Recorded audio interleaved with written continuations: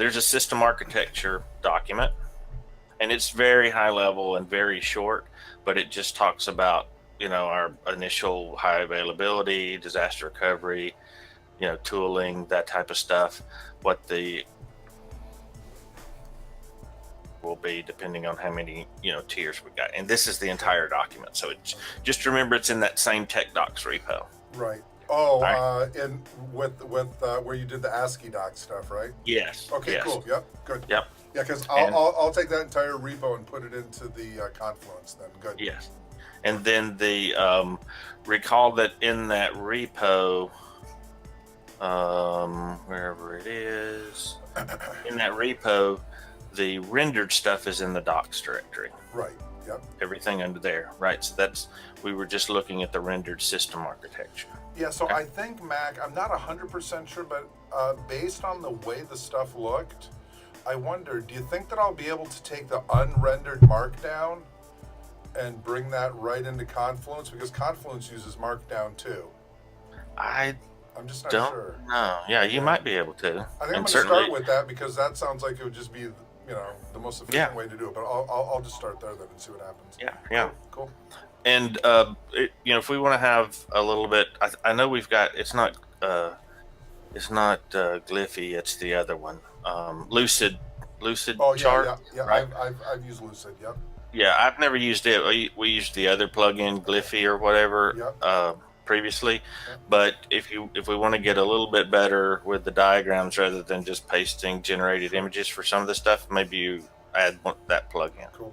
Yeah, the nice thing about having the plugin, either one, is that then people can edit it if they see a mistake in the image, and I mean, because it's a GUI, it's just easy for people to figure out. So cool. Yeah. Right. Okay. All right. Then there was another. Well, this was the more of the meat. I wanted to show you there's another subdirectory under the tech docs. It's called marketing deck, and it was where I started putting a couple of other things together. Again, not tons of meat here or anything, but what's useful is this high level view of the types of things we were talking about verbally. Okay, cool. Okay. It doesn't have the latest updates, but this is sort of what I'm calling the adjudication framework, and then the protocol, API adapters, and the blockchain ledger foundation. So I thought this might be useful to start out to get back into the meat. Yep. Right. And these are sort of how things will be modeled, except a little bit more granular than this.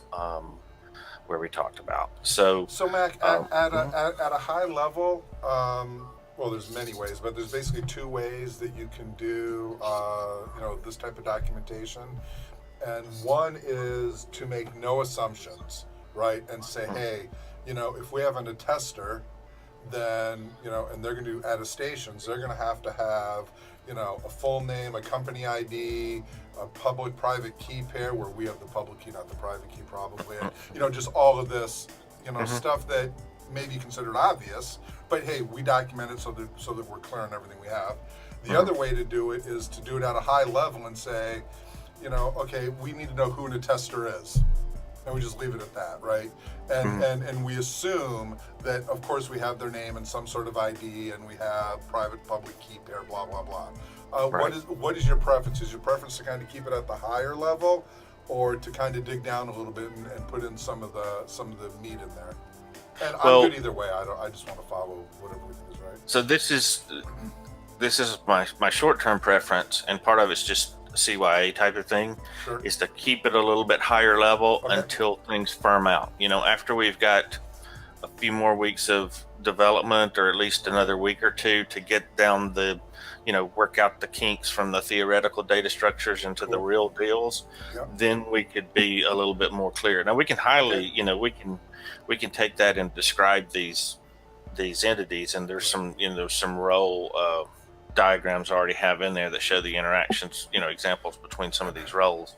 But I'd prefer not to put it in detail yet, just to save that overhead and having to keep it up to date. Right. Yeah, we can throw that into technical docs later. That's totally cool. Yep. Okay, that makes sense, man.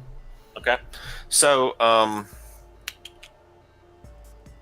Yeah, this is a good high level. It needs to be updated a little bit more, but this sort of clarifies the types of stuff we were talking about before that we will go over again, right? Yep. So,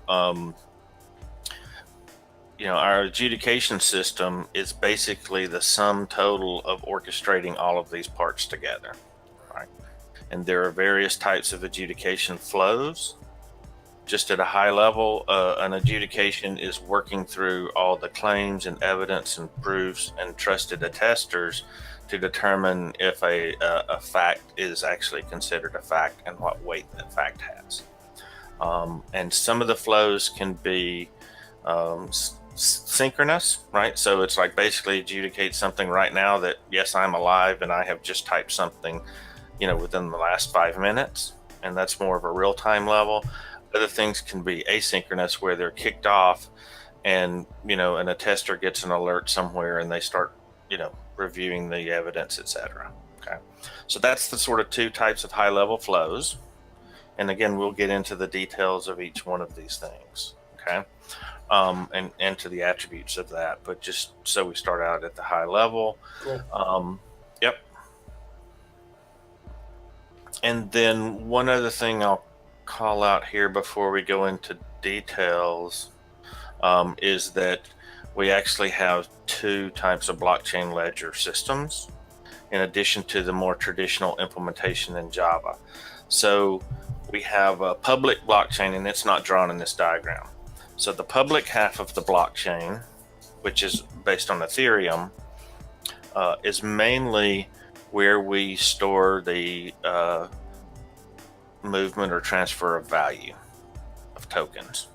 So all of the blockchain accounts that hold tokens are on the public Ethereum network, and when we provide value to someone, we will deduct tokens from them, and when they provide value to us, whether they're registering or doing something else for us, then we will add tokens to their account.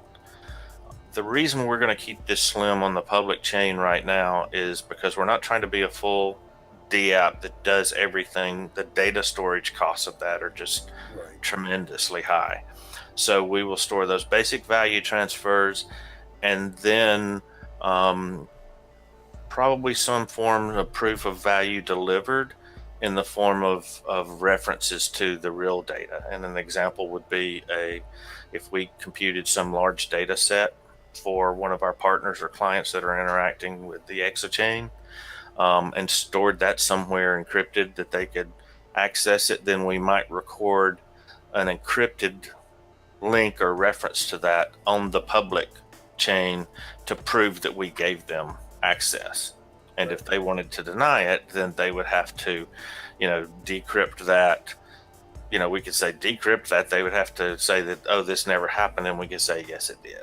Right. And we can also show the logs for access with that type of information if we store it internally. So that's the main role of the public Ethereum side of the blockchain right now. Then this middle system is, traditional Java enterprise types of platforms and services and databases and event systems and whatnot. And then internally, we'll also have a blockchain ledger. And the role of that blockchain ledger, which will, unless something changes soon, that will be Hyperledger Fabric, because it's more focused on internal business types of capabilities.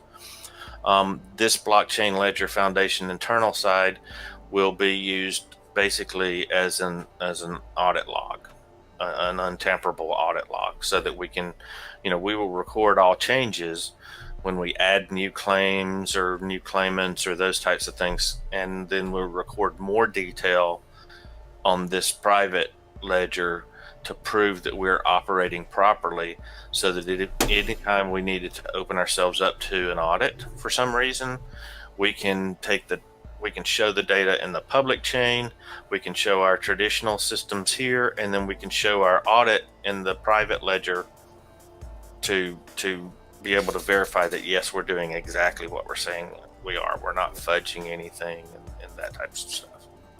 So that's our main foundation for the internal blockchain use. at least for this year. Right. That's our target. Okay, so that's our high level blast.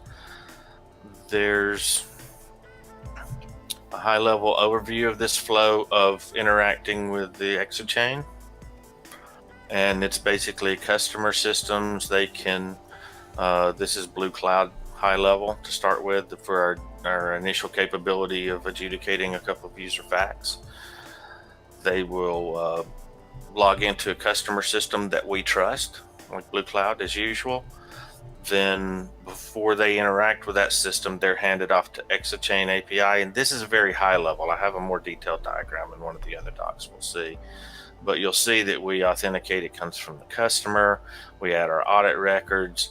Then this API, this public API, requests adjudication from our adjudication system. So the adjudication system looks at the claims being made, the assertions in those claims, what attesters are meant to be able to attest to those claims. So it assembles all the actor and adjudication rules. It gathers any additional authentication factors that are needed. It executes the adjudication flow rules with the security subsystem in place. Then it finally assembles the attestations. And assembling the attestations means recording those facts, gathering the facts and recording them against the user, computes the score with our scoring algorithm, adds any audit records necessarily on our internal systems, and then it returns the attributes back to the processing system, our front-end API processing system. The API processing system, for security reasons with JOT tokens, will encode and sign the results, and we'll encrypt the results. We'll audit the fact that we're returning the result, and then we pass that back over to Blue Cloud. Okay, at the high level. So that should sort of give an idea of the flow and the general interaction. There's nothing else really interesting on this slide. Then I think probably the next slide, let me get this one out of the way. We went through this. Yep. So the next slide, we'll go a little deeper. We'll talk about the interaction design with what we've got now. We'll go through a couple of use cases, and then we can even dive one level deeper into, the actual data structure designs themselves. And then finally, if we want to, we can go over the actual detailed specification that was delivered to Blue Cloud for the types of things that they need to have in the claims and the security, etc., and as well as the flow. Okay. Sounds good. So that's the overview, and sort of the agenda I was thinking about. We can bounce around however we want to. Okay. And a couple of these terms, at least internally, may change slightly if we clear up something, but I don't think these core will. We may just add an additional thing, like I don't have a formal name for a fact, which is the combination of, basically the claim, the claimant, the attestation from the attester, etc., recorded against a user, because until it's been through the whole adjudication system, we don't consider it a fact. So I don't have that in the terminology statement yet. Okay. All right. So terminology, I won't go into detail here, other than to say the way we will represent these things is you can think of the claims as being a claims registry. So you can't, a user can't just make any claim like my house is blue or anything else. We will have a registry that is a list of the types of claims they can make. So the claim is basically an ID that specifies the rules that are needed to satisfy, some assertion. The claimant is the person or entity asserting a certain claim.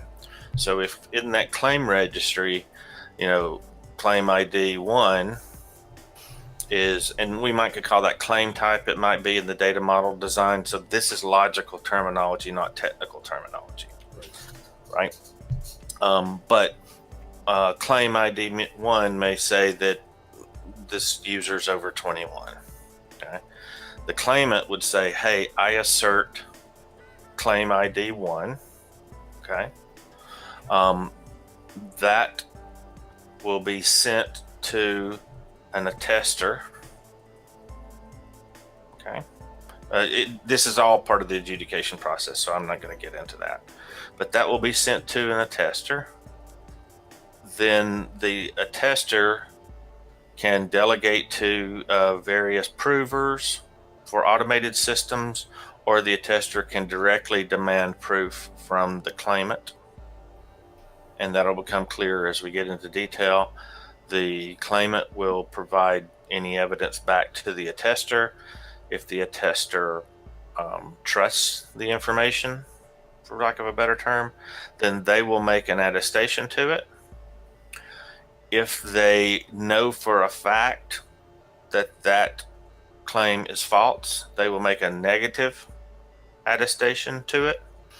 Or if they don't want to participate at all, they just won't attest.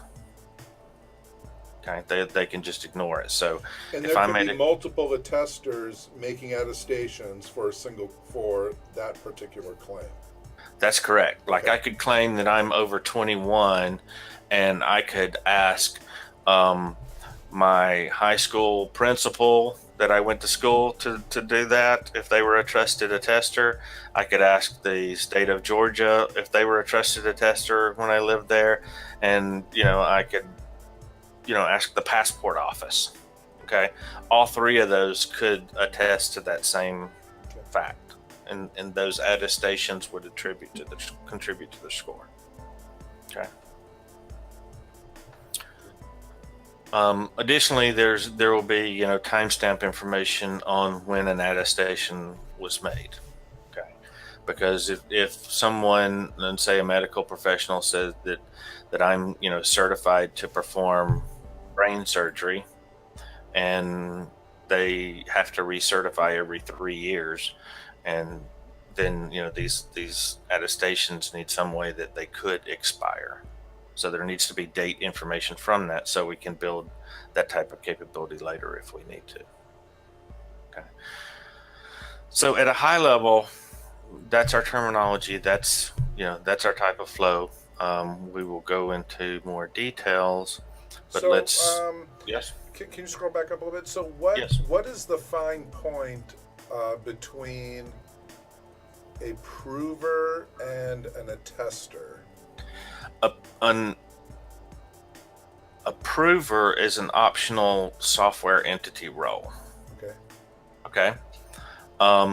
So let's talk about the real-time login we're doing right now for Blue Cloud. Okay. We are serving as the attester role, our own software. Okay.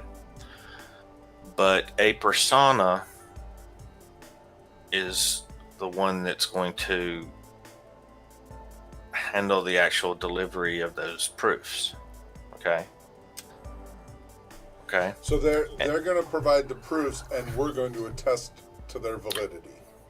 Yeah, and actually, well, let me back one level. A persona is going to be the attester.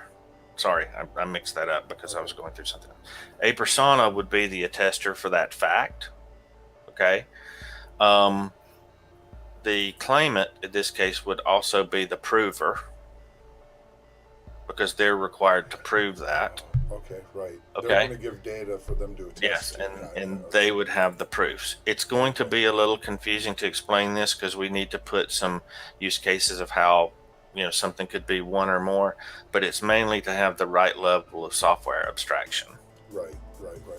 Because someone that's supposed to provide proof may not be the claimant, right? Right. If the claimant asserts that they have a bank account at Bank of America with ID number so-and-so, we may not trust them to hold up a piece of paper and take a picture of it.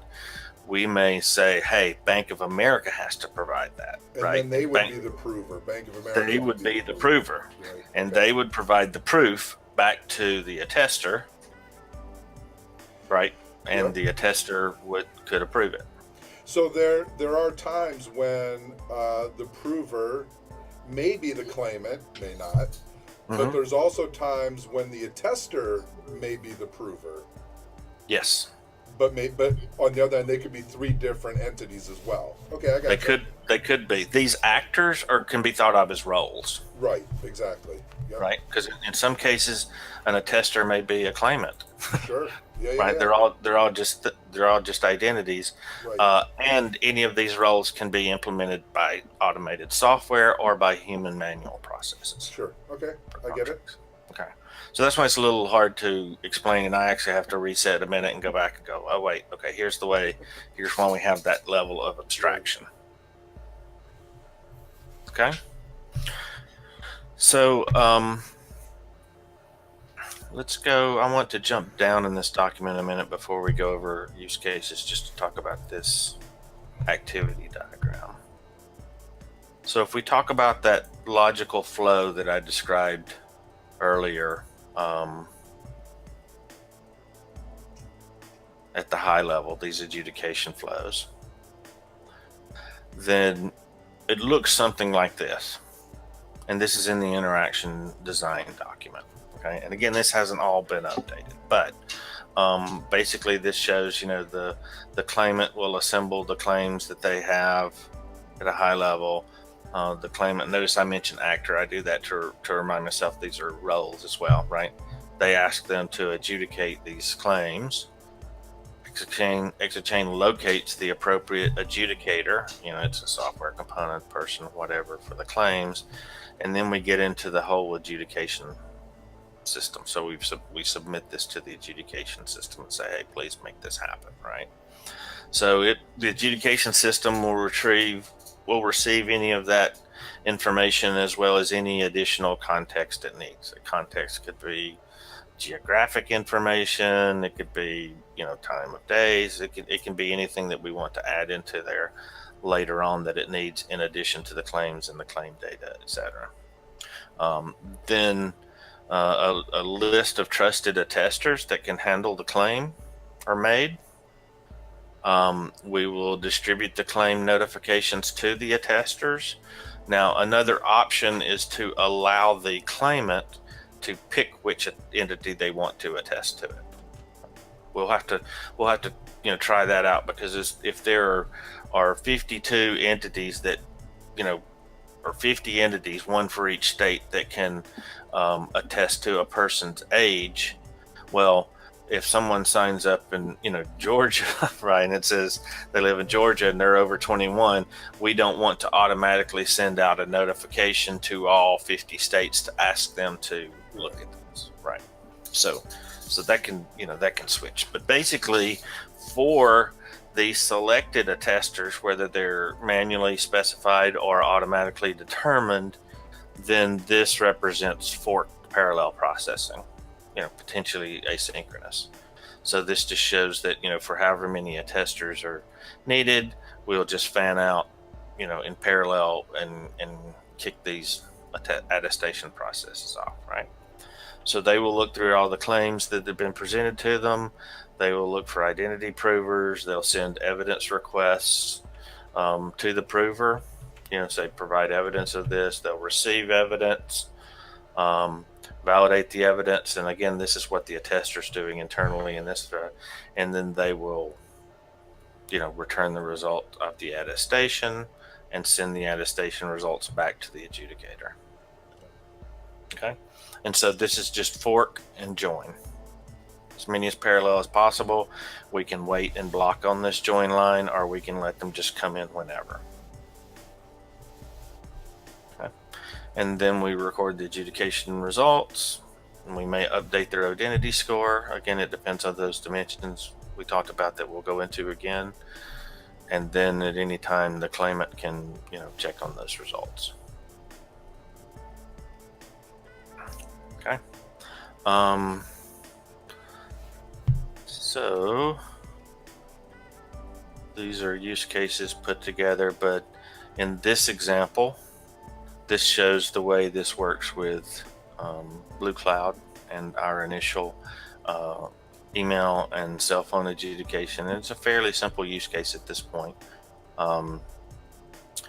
and I went over high level before, but this just shows you how EXOCHAIN for the most part is acting in quite a bit of the roles our software components are, except for a persona adjudicating or attesting to a couple of facts that yes, the users received that, sent responded to the SMS pin, whatever, right, the one-time passcode.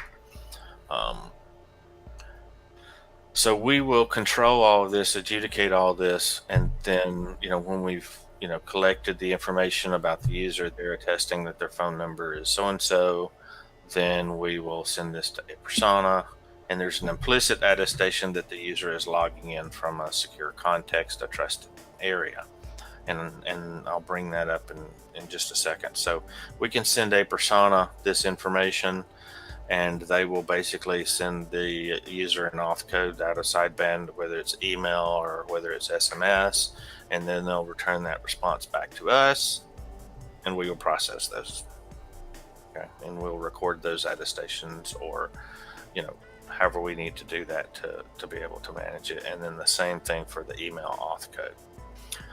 One convenience that we're giving the user before we go on down is that the first time through, then you're going to be required to give us, to auth on a cell and auth on an email, or you're not going to get through. And that's part of the business arrangement. But follow-up, and this is a capability a persona provides to us. In follow-up cases, a persona can remember what browser and operating system and lots of other context information about where you're logging in from, and the next time through this case, so let's say you go back and log into Blue Cloud and they kick over to us, and you've already been through this once, then the next time you come through this process, well, we already have these information we don't prompt. We still will call a persona, but if they trust where you're coming from, same browser, same all of that, same country, etc., then they'll respond to us that this information doesn't need to be re-authenticated. We can force it, but it's a convenience so that if they've been through this and nothing about their context has changed or looks fishy, which I'm just going to use that technical term for the kind of processing fishy that a persona does, is if it comes over and it looks fishy, they'll reprompt. Right. Okay, they'll be reprompted to auth some way. Okay, but if it comes over and it doesn't look fishy, then really this will be, Blue Cloud users will not know after the first time they've gone through, unless we want to collect additional information from them, right? So this gives us a hook point in that user interface flow, but also a convenience so the user doesn't have to do that every time. Okay. So these are more details about the internal operations and how that might work and what these flows are. Talks about auditing. I mentioned here an ephemeral identity score. I wouldn't get hung up on that yet, but at the same time, we've got to think through a little bit before about, if there are cases where there need to be facts with rapidly decaying weight, right? Something that's, yes, the user logged in from a secure context, and yes, do we need to record 1 million attestations for the same claim, right? User logged in successfully. I'm not sure those kinds of things should be facts. Right. Should be recorded as facts. So I've just mentioned this ephemeral here so I can keep that in mind, and we can to see that maybe we offer an additional dynamically computed ephemeral score of some kind that's not actually recorded on the chain or in the data. It can be logged. That's not what I mean. Not record, but I mean not in our structured data storage systems that might be on the chain. It would more be recorded in a log file or some type of event system that we could report on or aggregate later, but it's not actionable beyond 5 minutes from now. Okay. And then we'll create that encrypted JOT token with the response and signed, and then we'll send back to the cloud. Now, additional things in this, I don't think we need to get into them too much, but these are just examples that I must have done, several months ago, and we may tighten up some of these, but this shows different people in the different entities in the parentheses and the roles outside of the parentheses. So it shows how some of this might work. Right. Cool. Here, Bob is both the claimant and the prover. Right. And we're doing the adjudication, but maybe we have a CAPTCHA as being a tester to prove that it's a human and not a bot. Okay.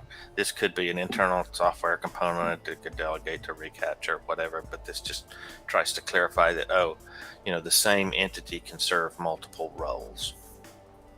Right. So anything in the terminology at the top that looks like it could be an actor is really the role of an entity.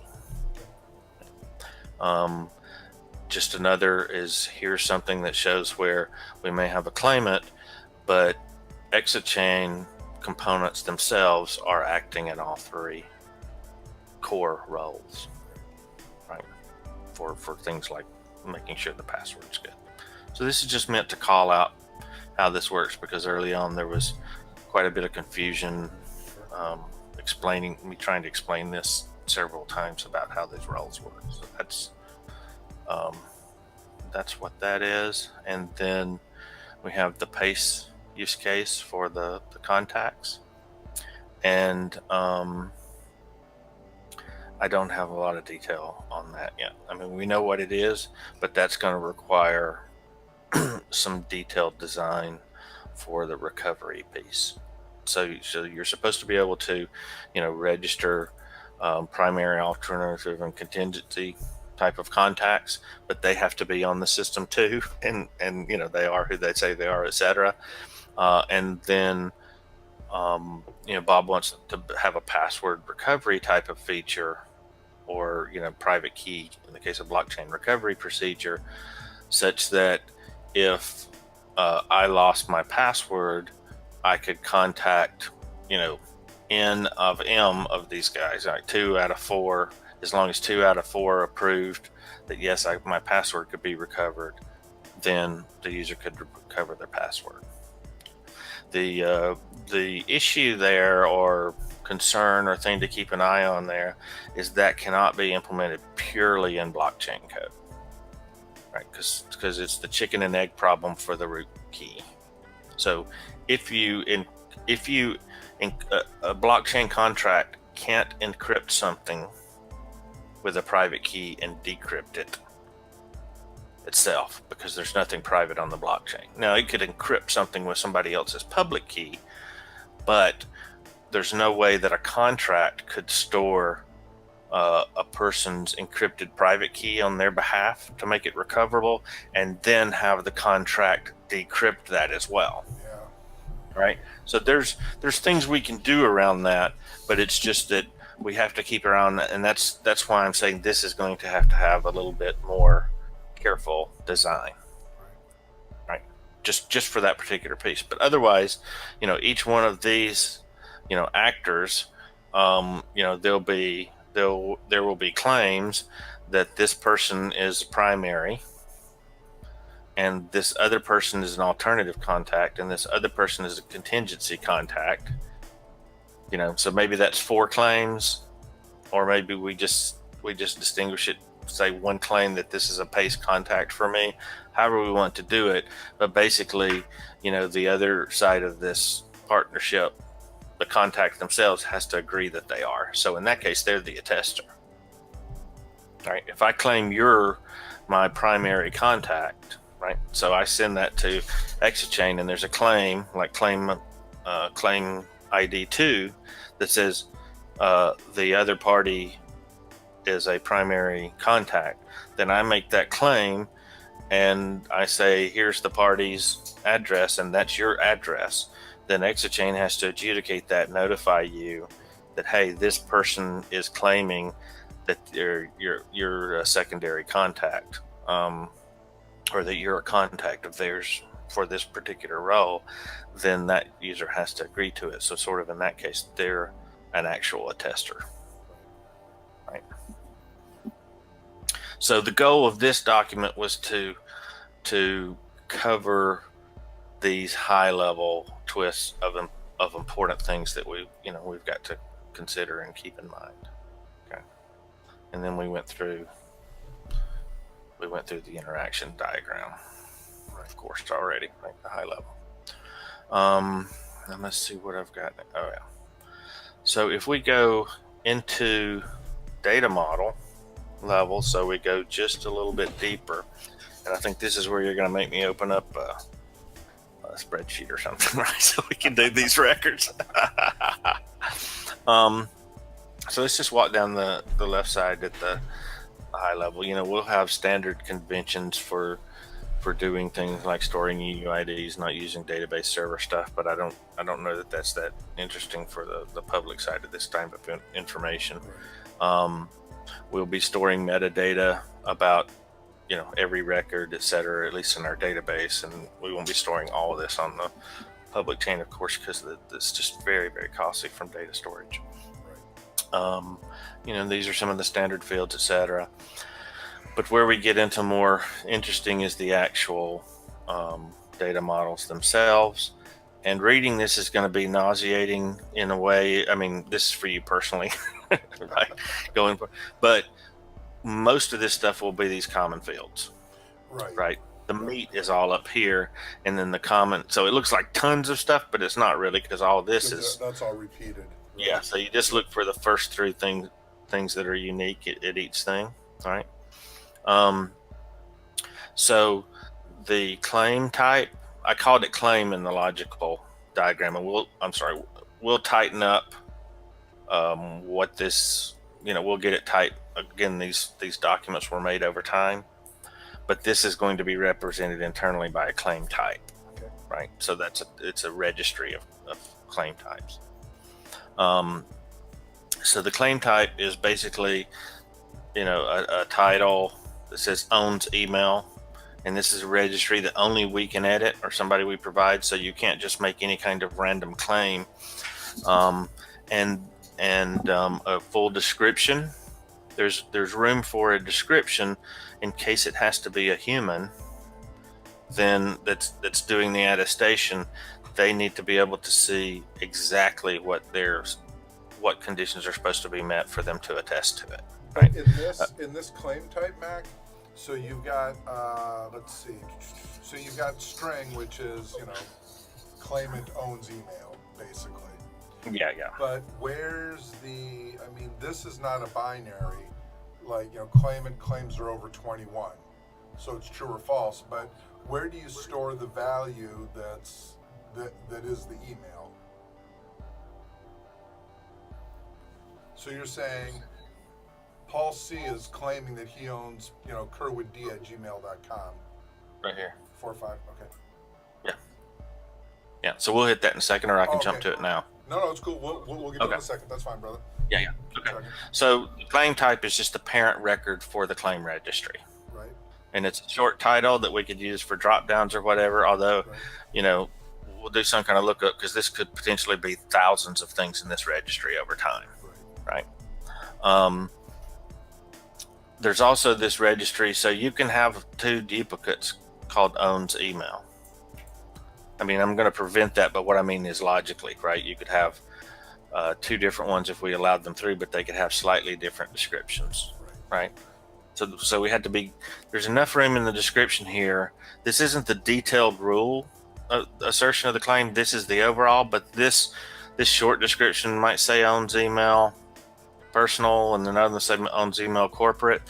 This description in one case would be I own my Gmail account, right?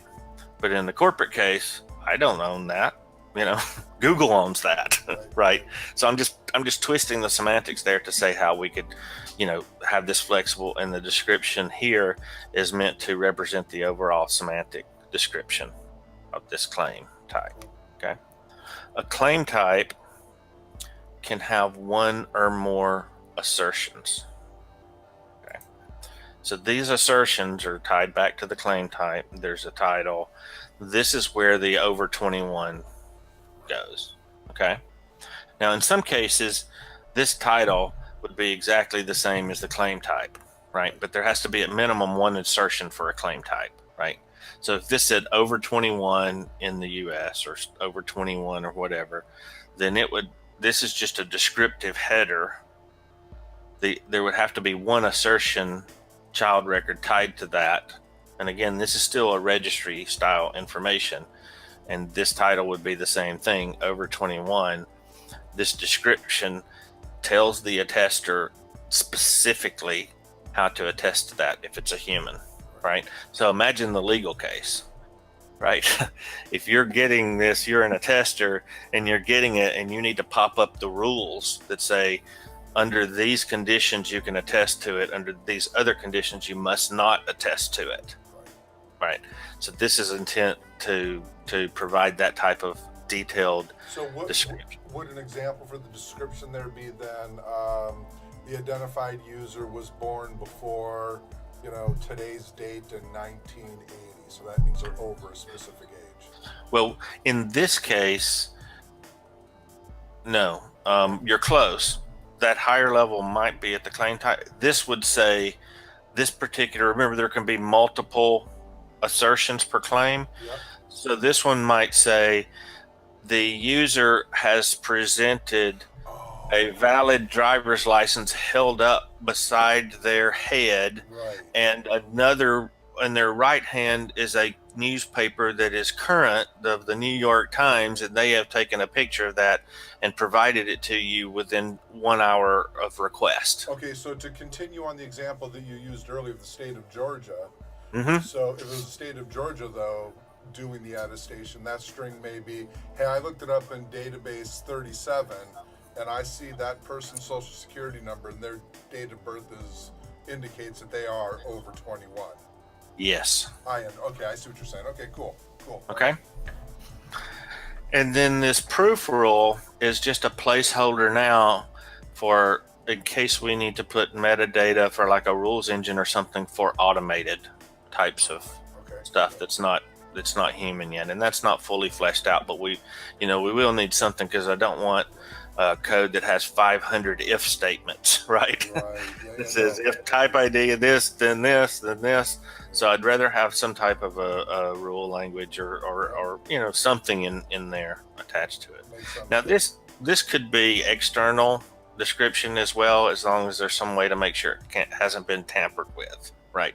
This can't vary over time, because that would change the semantic meaning of past attestations, right? So this stuff has to be pretty much fixed in stone. Let's say we made a mistake. Okay. So let's say we made this assertion, and for everything I mentally pretend like it's stored on the public chain, whether or not it is, right? It helps us to keep tight. So let's say we had this assertion and we made a mistake in this description semantically. And, some people had already had this attested to, but not too many. And then we realized the mistake. There's no way to delete this. What we would do is add a new claim assertion to that claim type, and tell everyone going forward to use the new assertion, and we will, make this. So you basically deprecate this one. You'll never see it again. The old ones are fine, but all the new ones, this is deprecated. You use the new one that we just created. Yes. Gotcha. Yep. And it is, this will be in the history, but we'll probably need an additional flag or something that says deprecated, or, there's some additional fields that are going to hit here. This isn't definitive. This is just core concepts. Sure. Gotcha. Yep. Okay. So parent, child, okay. Then we go to claim contributions, okay. This is the concept that a particular attested assertion contributes to the score, okay. And this is within a scope, and I have a better term for that. I don't remember where it is or what it is. There's an email going around it or something else, but this may be the feed entity plane or whatever. But anyway, identity is the first scope, just a base scope, okay? And so this is the rule that says if you're over 21, it contributes, 1 point to whatever, right? 1 point to the identity. An example that shows why this may be useful is if there was a claim assertion that says I have a red bicycle, and or let me change that. That's a little bit too facetious. If there's a claim assertion that's clinical that says I have dandruff, then that really shouldn't contribute to your base identity score, because it doesn't help determine your identity at all, or the solidity of that you are who you say you are. At least theoretically, that could be argued as well, right? It's an additional factor. But one thing that we talked about before, Mac, on a similar vein, though, if it was the claim is that my eyes are blue, that would be clinical, because I'm doing clinical trial for blue-eyed people, so I need to see that attestation. But it also helps identity, because I'm at, wherever, trying to prove my identity, and they want to know, well, Paul, the guy I'm looking at has blue eyes. Oh yeah, there's an attestation that he does have blue eyes. That strengthens his identity score. Is that true? Yes, that's true. In that case, let's say a single assertion, right, or claim, contributed to both clinical and identity, right? Sure. Yeah. There would be 2 of these records. Gotcha. Attached to that one thing. One for identity and one for... One of them in this string would have the word identity, and it would say the algorithm to use here and any coefficients that feed into the algorithm, etc. And then there would be another record still attached to this same, combination of items here, but this would say clinical. Gotcha. Right? And it would determine how to compute the score contribution in that particular scope. Makes sense. Okay. And obviously this type of thing has to be, this contribution level per thing also has to be per attester. Right? Because if the state of Georgia is attesting that my name is David McCurley, and my neighbor is attesting that too for some reason, although we wouldn't let them attest to it, but just say they are, that there would be much more trust in the fact that the state of Georgia is attesting to it than the other. Okay, but we don't want to have a double-edged sword. If if the state of Georgia attests that you are, and your neighbor attests that you're not, it's probable that, and those are the only 2 attestations for your identity. It's likely that the state of Georgia would carry a heavier weight than your neighbor. So we're pretty sure that's who he says he is, but it's not the same as Paul, who has the state of Georgia saying yes and nobody saying no. Right. There's no negative there. Gotcha. Right. Okay. And probably as we mature in our processing, later on, right, we'll still have all this data, but we can run reports that look for this kind of thing. Oh, are there negatives? You know what I mean? Yeah. Are there declarations that this is definitively false by some parties and true by other parties? Then we would need reports to do that and kick it through some manual process for now, for people to someone to review. Cool. Okay. All right. So that's claim contributions. Then in this model, which was a little bit later,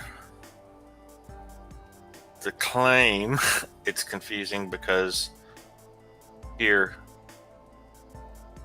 translates to claim type here. This was a little bit more of a, as we got a little bit further on, but this claim is the actual claim that the user is making. That they're over 21, for example. Yes. Okay. So the other is the registry. Right. Okay. This is any variables needed for the assertion. Okay. Oh, so that's a bad example. Okay, so is the claim type? Is the claim type? The generic I'm a doctor, and the specific claim is I have a degree from this school, and I've got accreditation from this medical group.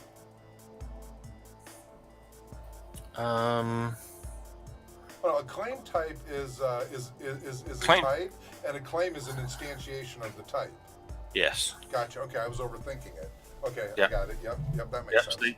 See, there's a type ID. There's the claimant's Right. information, and that two things just joins them together. To turn it into an actual claim, not just it's an instantiation. Okay, that makes perfect Right. sense. Yep. Right. Made that claim, and then here's any kind of evidence they would provide for Because that claim. then the claim is that the claimant Paul C is saying he's over 21. Mhm. Gotcha. And that's your distinct ID. Okay. Yeah, I'm with you. Yes. Yes. Cool.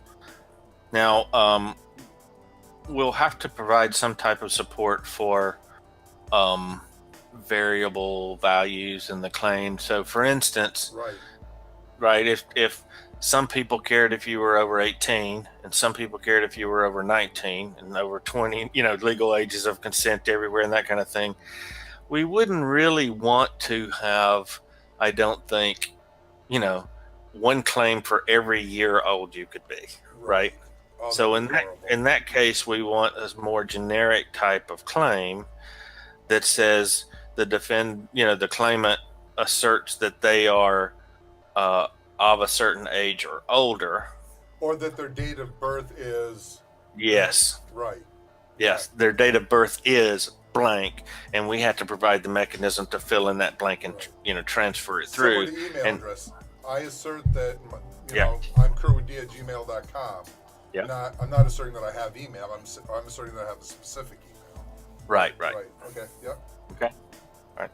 So that's what this is sort of the placeholder for. All this just ties things back, right? The claim ID, which goes back to here, and the claimant again, so that we know that, and then any data. And this may get fleshed out more. It's just a string for now. It could be a URL. It can be other things. So this is just a placeholder to let me know that we may have to pass information along, like the email or something else, Or date of or birth or whatever.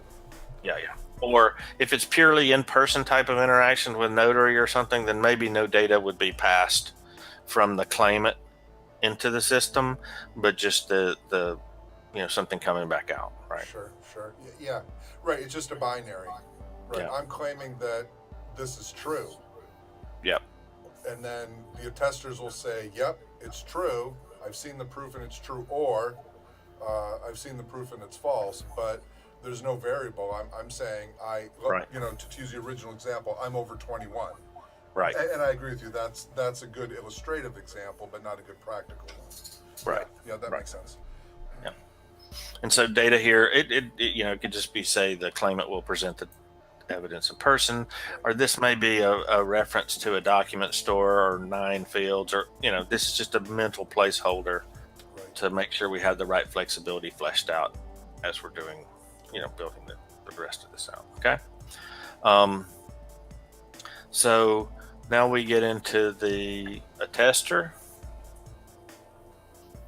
All right. So we have an attester, an attestation, and their attestation contribution, which feeds back into the rules of the claim contribution. Sure. Yep. And we got into this detail before. So the attester is some entity, can be an automated system or whatever, that is basically trusted to attest to certain claim assertions. Okay. EXOCHAIN's just abbreviation here to indicate that this is an internal account identifier for our database, which would be a UUID, right? Yep. Not necessarily their blockchain ID. Okay. And then just sort of who they are at a high level, and if we provide any support for them to do a signing through us, like this is your key, because anything they attest to is not just like clicking yes on a button, right? For some reason they have to be signed in and authenticated that they are who they are, and they will control this signing key, not us, and we may not even store that, right? Wouldn't this actually is I think I get that. Then that means that the description of that would actually be the key that EXOCHAIN uses to verify the signature of the attestation.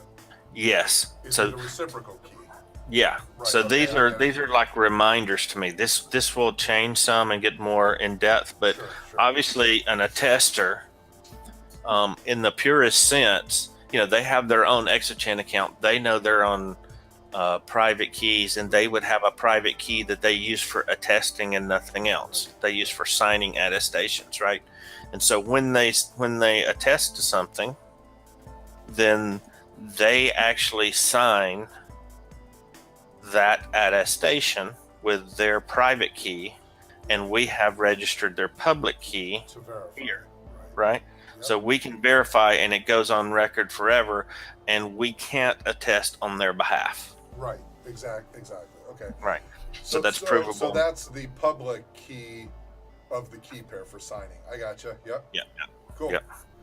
And it may or may not be optional if we know they're, just depends on how they want to store keys, how we want to put that together. As Right. far as it might be we could look up their key on the public chain. Right. By Right. having their ID, we can look up the key. Right. Yes. This doesn't imply that we are necessarily storing this in our internal database, although a lot of this we are. But this kind of stuff, I mean, let me correct that. This doesn't imply that this is the source of record for this data. Right. Right. So any attester, we may listen for events on their accounts or something else when they add new attestation keys. Then obviously on the blockchain, we would pick up, or they add the public keys. We would pick that up as events and record it in our database in their records so that it's cached, right? So that we have easy access to it. That's the kind of idea here, thinking, right? And then this is basically the signed attestation. Points back to the attester and the assertion that they're asserting to, the claim assertion. Yep. And then the way that it contributes to the base identity score or one of these other scopes that we mentioned, is the attestation contribution and claim contribution rules are looked up together to find out how it applies. Okay, the factor doesn't make any difference to the scoring. It's these rules that affect the scoring. Right. Scoring this and that. Yep. Okay. Yep. Right. Cool. So the attestation contribution, I've got it simple right now. We can do something with it more. We can add more to it as we get into a little more detail. Sure. And Conrad and those guys have been working on algorithms. And so, if we need different coefficients here or whatnot, but right now this is intended to be like a scalar amount. Sure. Okay. And probably looks like it may be missing a scope value, but this is like a scalar amount, and then that will feed through the algorithm, right? That matches the assertion. So that scalar value will feed through the algorithm, and there'll be any coefficients on this side of it to, determine how it goes there. Okay. So, is there anywhere in the attestation model, I didn't see one, where you can claim negative attestation? I mean, it looked like it all. Oh yeah. Oh, okay.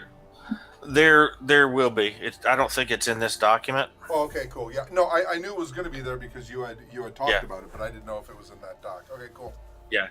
It's like pretty soon we'll have a consolidation of all this information over time. Sure. And it will be because what you just asked is described in one of the diagrams.